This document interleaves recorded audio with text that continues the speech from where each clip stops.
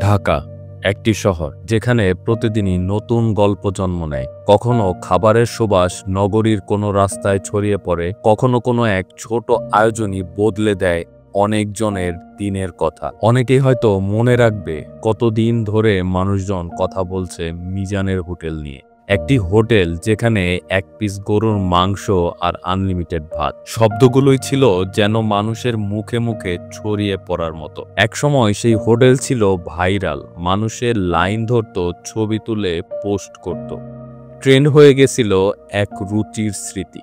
আজ এই শহরে আরেক কোণে নতুন করে ভাইরাল হচ্ছে অন্য কিছু, ফুটপাতে বিক্রি হওয়া কেক।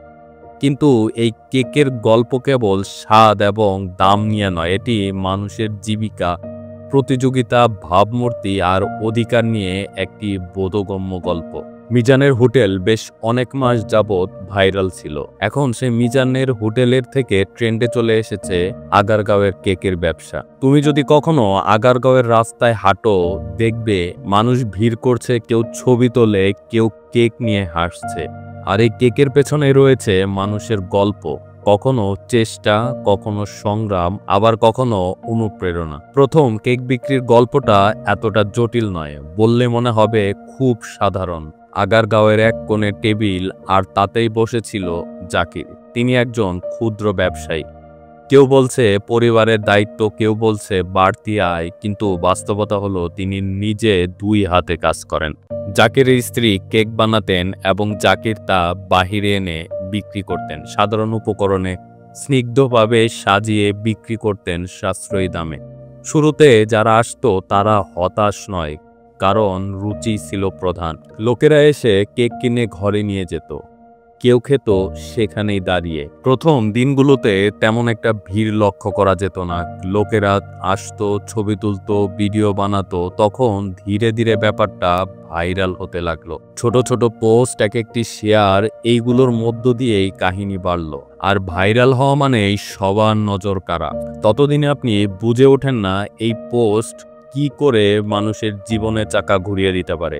একসময় তিনি বলতেন, আসছে কাস্টমার, ভিড় ভালোই জমছে, ভালোই চলছে তার কেকের ব্যবসা। কিন্তু শহরের এই মায়াজালের একটি দৃশ্য স্পষ্ট, তোমার জায়গা যতই বড় হোক না কেন, অন্য কেউ ঢুকলে সেটি বদলে যেতে পারে। আজ যা ছিল জাকিরের, কাল হয়তো তা অন্য কারো। এরপর সেখানে আরো আরো কেক বিক্রেতা আসতে থাকলো।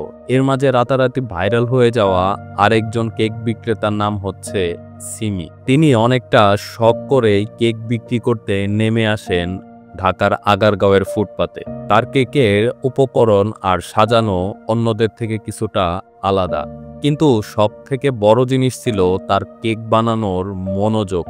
মানুষ সেটাই খুঁজে, সেগুলো ছিল তার কেকের ভেতরে। সিমি কেক সুস্বাদু হিসেবে পরিচিত পেল, কিন্তু কেবল স্বাদই সবকিছু নয়। মানুষ দেখতে পেল একজন নারীর রাস্তার উপর বসে কিভাবে তার পরিবার নিয়ে কেক বিক্রি করছে।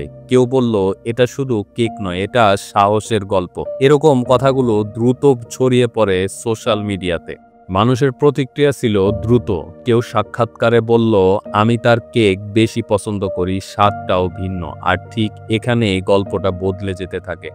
জনপ্রিয়তা মানেই পাঠক, অন্য দোকানেও মানুষের নজর যায়, প্রতিযোগিতা আর প্রশ্ন দুটোই জন্মায়। সিমির জনপ্রিয়তা বাড়তে থাকলো, আর এই জনপ্রিয়তার গায়ে পড়ল এক বাস্তব সমস্যা, সেটা জায়গা। ফুটপাত শহরের সেই সাধারণ জায়গা যেখানে সবাই চলাচল করে, কাজ করে, আর কখনো কখনো জীবিকা নির্বাহ করে। প্রশ্ন হলো, এই শহরের সীমানায় যেখানে কেউ ব্যবসা করতে চায়, সেখানে কার অধিকার বেশি? জাকিরের বিক্রি ততদিনে কিছুটা কমতে শুরু করলো।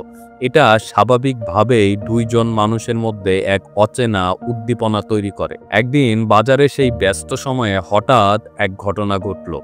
একজন ব্যক্তি সেখানে এসে জিজ্ঞেস করলো, ট্রেড লাইসেন্স দেখাবেন কি? ফুড কালার বা উপকরণের সার্টিফিকেশন আছে কিনা? প্রথম দেখায় মনে হলো নিয়ম মেনে চলা এক যৌক্তিক অনুরোধ, কিন্তু পরিস্থিতি দ্রুত বদলে যায়, কারণ প্রশ্নগুলো সেই উদ্দেশ্যে করা হয়নি বলেই মনে হলো। প্রশ্নগুলোতে ছিল তীক্ষ্ণতা, ভঙ্গিতে ছিল এমন এক চুলে ভয় দেখানো ছাপ যে সিমি ভিজে গেলেন। ক্রেতারা দাঁড়িয়ে রইলেন এবং অনেকে তাতে প্রতিবাদও করলেন। প্রতিটি শব্দ যেন সিমির পাশে থাকা সহস্তকে কমিয়ে দেয়, সেই স্থান দখল করে কোনোভাবে তাকে ওই স্থান থেকে সরিয়ে দেওয়া।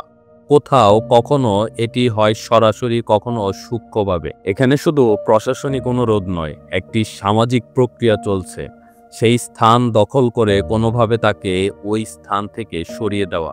এই ঘটনার মধ্যে আমরা দেখেছি নিয়ম ও ন্যায়ের কথা কখনোই কেবল কাঠামোগত নয়, এগুলো মানুষের জীবনের সঙ্গে জড়িত। ট্রেড লাইসেন্স বা সার্টিফিকেট থাকা অপরিহার্য, কিন্তু প্রশ্ন হলো, যখন কথা বলা হয় তখন সেটা কি মানুষের মর্যাদা রক্ষা করেই হয়, নাকি কোনো উদ্দেশ্য নিয়ে হেনস্থ করা হয়?